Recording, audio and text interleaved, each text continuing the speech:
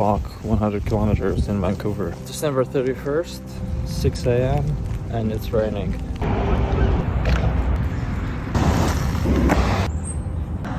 I've done 50 kilometers in 9 hours. I hope I make it till 12.